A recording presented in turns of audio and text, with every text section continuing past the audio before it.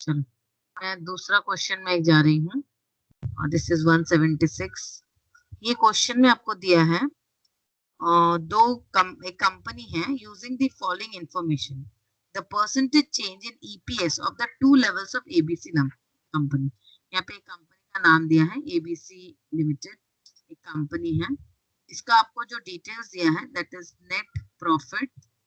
Net profit दिया है, ये है ओल्ड लेवल और एक है लेवल। दो लेवल है, मतलब एबीसी कंपनी है, ABC limited is a company. इसका कुछ डिटेल्स दिया हुआ है, ठीक है। अब इसमें है एक है ओल्ड लेवल। ओल्ड लेवल मतलब एक मे बी एक सेट ऑफ लेवल है, वो 100% कैपेसिटी पे ऑपरेट कर रहा है। और न्यू लेवल है, हो सकता है 200% कैपेसिटी पे ऑपरेट कर रहा है, इस तरीके से होता है। सो ये दो लेवल दिया है। तो इसमें नेट प्रॉफिट दिया है ओल्ड लेवल पे 1,70,000, ठीक है। न्यू लेवल पे दिया 2,20,000, ठीक है। फिर हुआ number of shares. Number of shares old level पे आपका है 80,000 1 2 3 और न्यू लेवल पे भी है 80 1 2 3, ठीक है। फिर हुआ सेल्स। सेल्स दिया आपको 2 1 2 3 4 5 2 लाख और ये है 2,50,000 1 2 3 2,50,000, ठीक है। 2 लाख मैंने 2 लाख यूनिट और 2 लाख मैं इसको लिख दे रही हूँ यूनिट्स और ये है 2,50,000 यूनिट्स। फाइन, ये आपका यूनिट में दिया हुआ है सेल्स। ये आपका एक कंपनी के बारे में ये सारी डिटेल्स दी हुई है। यहाँ पे आपको देखना है using the following information ABC company के बारे में आपको निकालना है। यू हैव टू फाइंड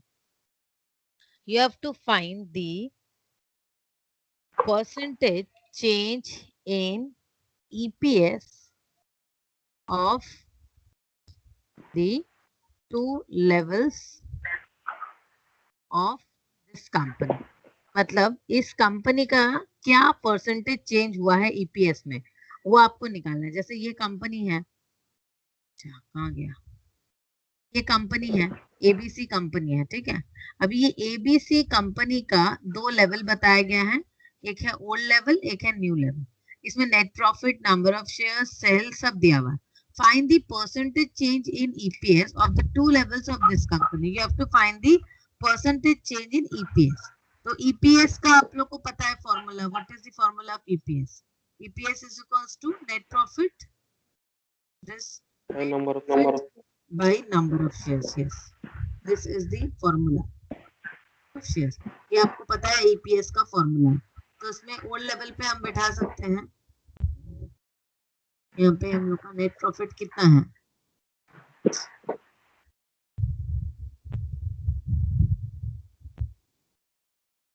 हमारा कितना है, net profit is equals two divided by number of shares. ये आया ईपीएस, ये आया। इसका भी आपका वैसे होगा दिस डिवाइडेड बाय दिस। ये हुआ हम लोग का ईपीएस निकल गया, ठीक है। दो लेवल का ईपीएस निकल गया, ओल्ड लेवल और न्यू लेवल का। क्वेश्चन क्या दिया आपको कि find the percentage change in EPS, मतलब 2.125 से 2.75 हुआ है, तो कितना परसेंटेज चेंज हुआ है। तो कैसे निकालेंगे हम लोग percentage increase in EPS? Vapi line पे हो गया, आप बताइए कैसे करेंगे इसको। जस्ट निकालना है कितना परसेंटेज चेंज हुआ है हमारा, percentage change in EPS. How would you find this?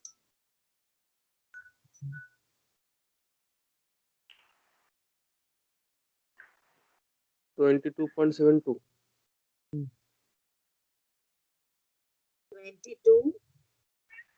खतरनाक निकला।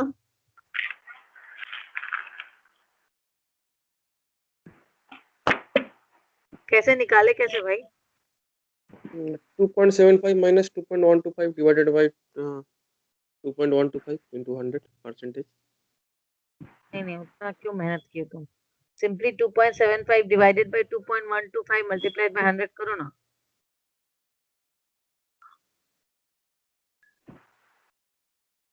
कितना निकला कितना तुम्हारा आंसर? 22 कैसे निकला? अगर वैसे भी निकाले तो 2.75 माइनस 2.125 वैसे करके तो हाँ, तो कितना निकला? 2.75 डिवाइडेड बाय 2.125 डिवाइडेड बाय 2.125 क्यों माइनस और डिवाइड करोगे ना आंसर क्या निकला तुम्हारा? तब आंसर आना चाहिए 29.4। हाँ मेरा ही गलती है बहुत, वो पहले वाला कर 29.41। हाँ 29.4%। तो तुम क्या किया था? वो 2.75 से डिवाइड कर दिया था। अच्छा, नहीं तो हाँ कैसे कि चेंज 2.75 माइनस 2.125 हाँ डिवाइडेड बाई 2.125 तो यही तो यही क्या हो होगा गया? सर। ये कैसा है? तो गलत हुआ। 1.75 कैसे निकल लिया?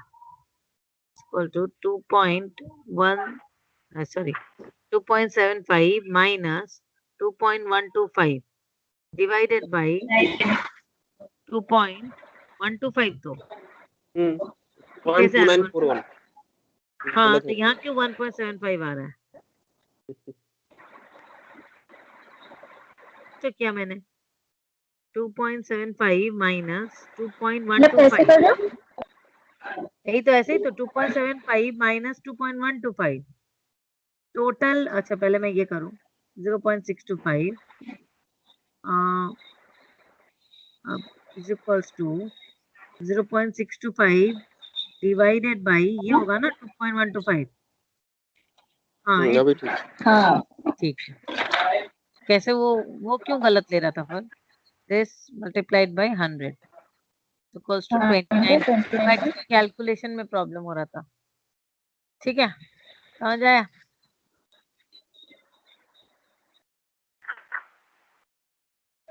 समझ आया? कोई दिक्कत तो नहीं है इसमें? परसेंटेज चेंज कितना हुआ? ठीक चलो चलो इसके आगे बापी तुम थोड़ा मुंह खोल के बोलो आप क्या कर रहे हो? मुझे समझ में नहीं आ रहा है। मैम मेरा एकदम कट कट के आ रहा है, मैं रिकॉर्डिंग कर रहा हूँ, बाद में लेक्चर देखना पड़ेगा, कुछ समझ में नहीं आ रहा है। अच्छा आ रहा है मेरा।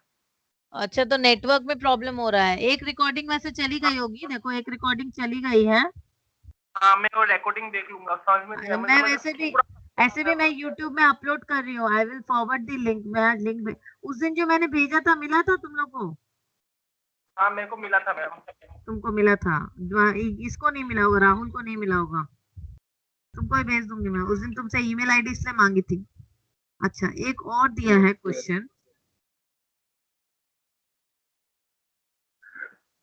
बाप रे कितना झगड़ा कर रहे हैं यहाँ पे आदमी लोग, बाप रे बाप। कोरोना के टाइम में इतना झगड़ा भी करना पोसाता है इन लोगों को, पागल सब। यहाँ पे 3 फर्म के बारे में दिया है, जैसे ए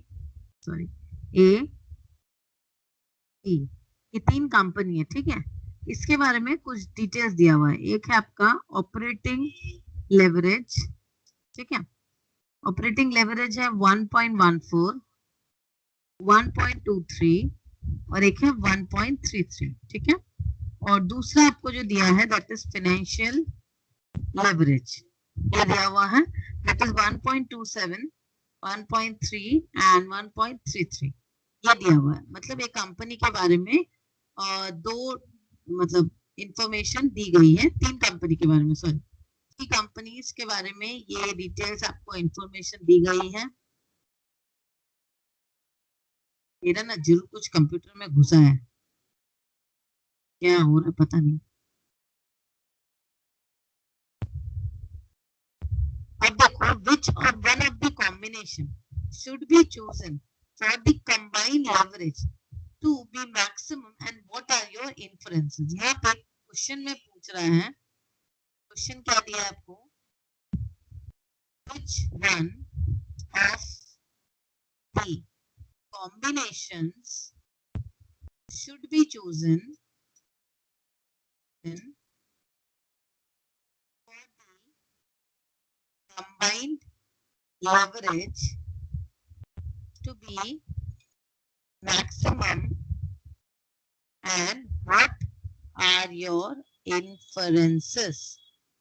अब आपको यहाँ पे बताना है कि कौन सा हमें चूज करना चाहिए। कंबाइंड लेवरेज, ठीक है दोनों मिलाकर ही तो कंबाइंड लेवरेज होता है। और हमें किसको चूज करना चाहिए और क्यों। तो हम लोग क्या करेंगे, पहले हम लोग सोल्यूशन कैसे करेंगे, हम लोग सोल्यूशन में आप लोग पहले कंबाइन लेवरेज निकाल लो। कंबाइन लेवरेज क्या होगा, दोनों का मल्टीप्लाई। हाँ बस दोनों को मल्टीप्लाई करना है। Combined leverage is equals to just this multiplied by this, ये हो गया।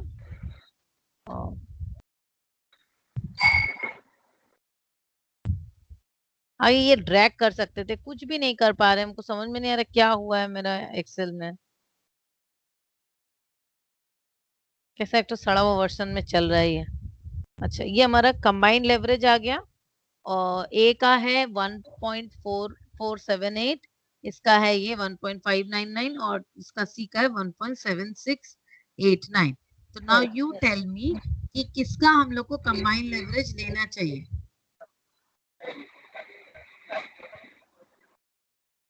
सी वाला लेना चाहिए, 1.7 जिसका हाई है। Which one of the combination should be chosen for the combined leverage to be maximum and what are your inferences?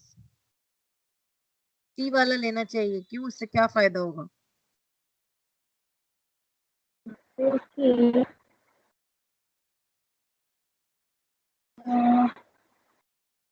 इसका तो आपका कंबाइंड लेवरेज हाई है first of all, but risk भी तो है इसमें ज्यादा।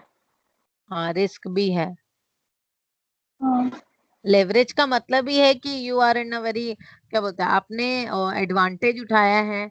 आप मतलब क्या 1% 1 रुपया इंक्रीज करने से आपका प्रॉफिट भी उतना इंक्रीज होगा।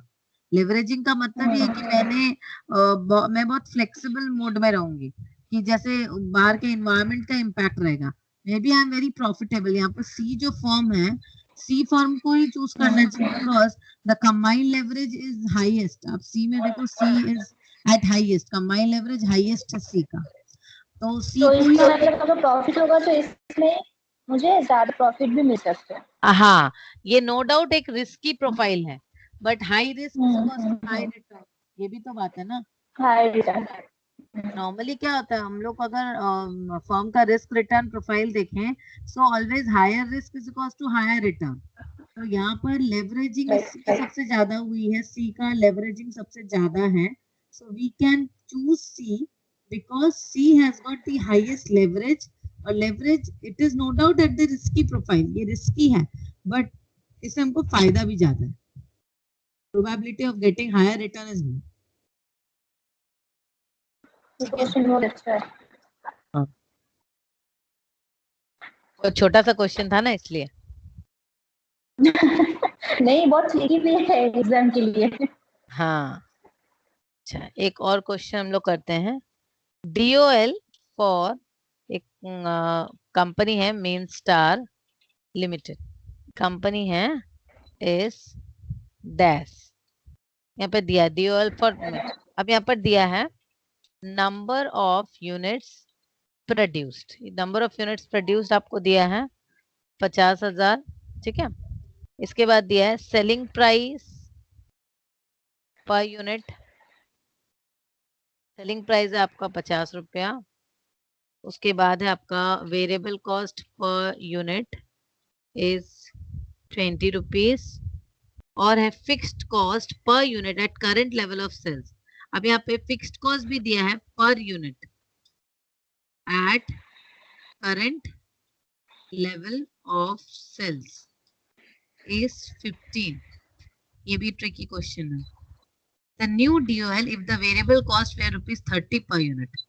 अब यहाँ पे बता रहे हैं new DOL if the variable cost is ₹30 per unit। Question में क्या दिया है, DOL for the main star limited is, मतलब अभी DOL क्या है वो पता नहीं है, खाली डिटेल्स दिया हुआ है कि नंबर ऑफ यूनिट्स प्रोड्यूस्ड है 50,000 यूनिट्स और आपका क्या दिया है selling price per unit 50, variable cost ये सब दिया हुआ है। फिक्स्ड कॉस्ट भी, ये देखो ये भी ट्रिकी क्वेश्चन है, fixed cost per unit at current level of sale. यहाँ पे फिक्स्ड कॉस्ट दिया है और वो भी बताया जा रहा है एट 15 रुपीज पर यूनिट में 15 रुपीज, मतलब आप समझ लो फिक्स्ड कॉस्ट है आपका कितना per unit at current level of sales 50,000 divided by 15 आप करो, सॉरी 50,000 मल्टीप्लाइड बाय 15 होगा। तो पहले आपको ड्यूएल निकालना पड़ेगा, डिग्री ऑफ ऑपरेटिंग लेवरेज। आपको मतलब दोनों करंट का ड्यूअल निकालना पड़ेगा। हाँ, तो वही यहाँ करना पे है। ये जो फिक्स्ड कॉस्ट है करंट लेवल ऑफ सेल्स में 15 मल्टीप्लाइड बाय 50,000, तो फिक्स्ड कॉस्ट जो है वो 7.5 लाख है और फिक्स्ड कॉस्ट 7.5 लाख ही होगा। ठीक है, वो मैं यहाँ पे कैलकुलेशन कर दे रही हूँ, इतना मल्टीप्लाइड बाय दिस, मतलब करंट लेवल ऑफ सेल्स से 7.5 लाख है, बाद में जितना भी लेवल बढ़ेगा भी तो fixed cost will remain fixed only. ये ट्रिक देने के लिए ये क्वेश्चन दिया है, समझा?